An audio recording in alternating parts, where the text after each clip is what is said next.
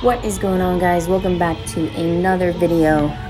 So I tried to talk while I was doing this demonstration on sumo deadlift, like kind of how I set up and everything and cues that I use, but my AirPods were picking up way more of the music versus me talking.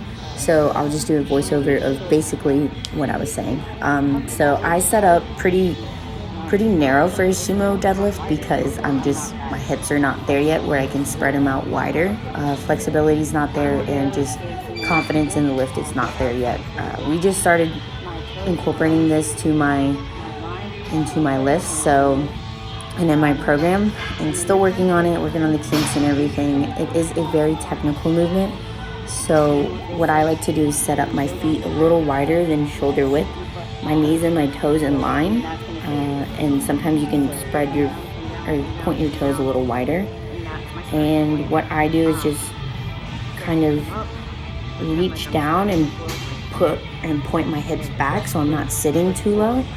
And then as I come up, I am forcefully pushing my hips through. So chest up, pull up, force hips through. And so I was just kind of saying what I do, but this is my technical work before I get into deficit sumo. So, and then in the next clip, that's kind of why I'm explaining, like, why do we do deficit sumo? So basically, by pulling from a deficit, you increase the range of motion of the pull. So therefore, you place greater demands on your posterior chain to allow for postural strength and force development. So basically what we're doing, kind of like a regular deficit deadlift, the sumo deadlift just enhances glute, hamstring, and back strength and hypertrophy. So that was the goal of this phase, was to really add on strength and size and muscle mass into the program. So, and making sure I'm gaining muscle throughout this time, because I am having a very, very long off season from my past competition to now. We're thinking the first competition is going to be nationals, but sign up this year is going to be pretty, it's kind of first come first served basis. So even though I finished pretty well last year, top 10 in the 57 kilo class that competed last year, I still have to wait just like everyone else and sign up on March 1st. So definitely gonna have my computer there and be ready and try and sign up if I can. And so here I was just explaining, like, instead of using boxes like some people use, I have to use bumper plates because my specific gym does not have blocks that I can put for my feet as a deficit. And again, I put it behind the platform because when I was trying to spread my feet as a cue, the plates would actually move because it would be on the smooth part of the platform. So again, that's why I moved it back there. But this is actually my working set of deficit sumo, and I thought it looked pretty good.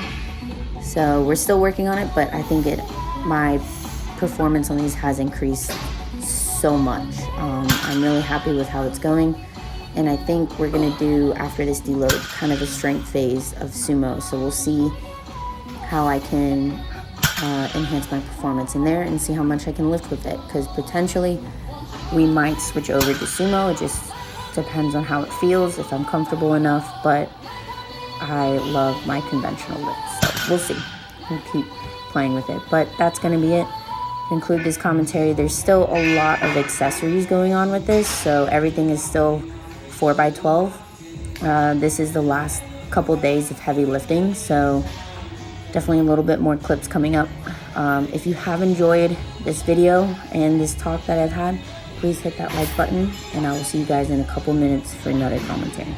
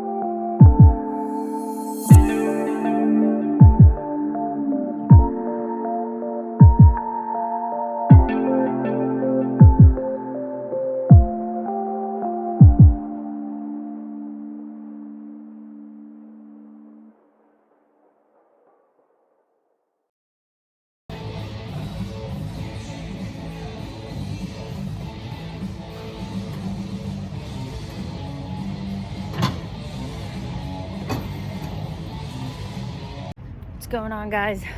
So that was a very, very good session. I haven't felt that good in so long.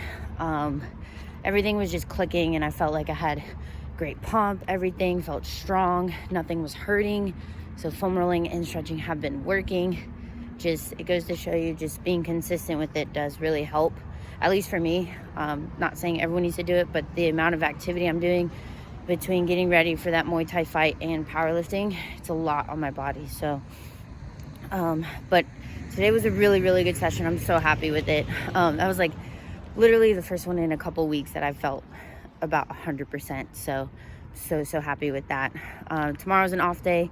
I'm teaching kickboxing, and then back to it on Sunday. We're gonna do some Larson press and then a ton of accessories. So I'll catch you guys then.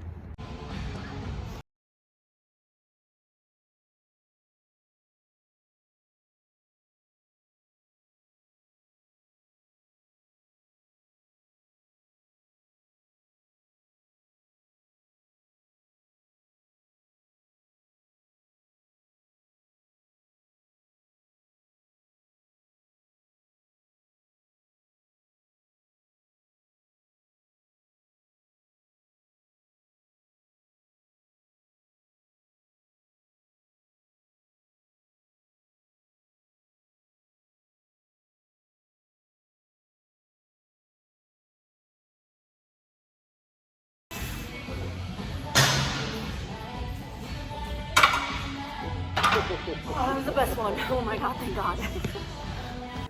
All right, so I finally hit 140 for the fourth set. And that was honestly the best set that I had done out of those 4 sets of 12. It just felt so good, and I was so happy that I finally got it, because it had been for a couple weeks where 3 sets would be completely fine, and then on the 4th set, around 7, 8, it would hit really hard, and then it would be hit or miss, most likely miss, that I would get 12. I would end up doing 11 really shaky, and then try for 12, and then have to get it lifted off of me. So happy that got it on the last heavy week before deload.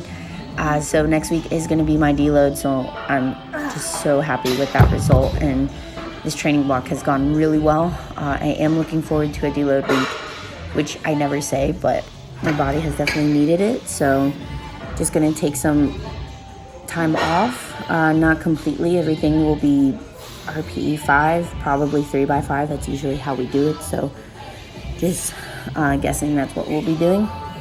But yeah, so gonna take some necessary and needed time off, and just come back even stronger on the next phase. We'll probably go into a strength phase.